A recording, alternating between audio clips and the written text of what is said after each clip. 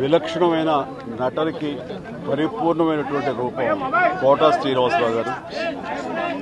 మహానటుడు, ఒక legendary character actor. మా ఇద్దరి నట ప్రస్థానం కూడా ఒకే సినిమాతో ప్రారంభమైంది. అది ప్రాణం ఖరీదు. అఫ్కోర్స్ ఇక్కడే నారాయణమూర్తి ఉన్నాడు.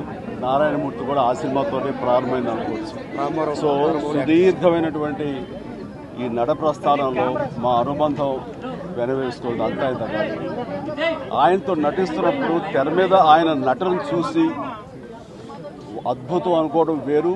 వ్యక్తిగతంగా 1-to-1 కూర్చున్నప్పుడు ఆయన చేసే చమత్కారాలు కానీ, చెప్పే జోకులు కానీ అవి ఆద్యంతో చాలా ఉత్సాహపరుస్తుంది. ఆయనతో షూటింగ్ ఉందంటే కనుక ఇలా కోటా శ్రీనివాసరావు గారు ఉన్నారు, ఇవాళ చాలా హుషారుగా బాగుంటుందని ఉత్సాహంతో వెళ్ళేవాళ్ళం. అలాగా ఆయనతోటి ఒక అనుబంధం పెనవేసుకు వెళ్ళింది. ఇంకా ఆయన చేయలేని క్యారెక్టరు, చేయని క్యారెక్టరు, మాట్లాడని యాస, మాండలికాలు లేవనే చెప్పాలి. అంతగా పరిపూర్ణమైనటువంటి నటన. నాటక రంగం నుంచి వచ్చి సినిమా రంగంలో తనకంటూ ప్రత్యేకమైన స్థానం ఏర్పరచినటువంటి గొప్ప నటుడు.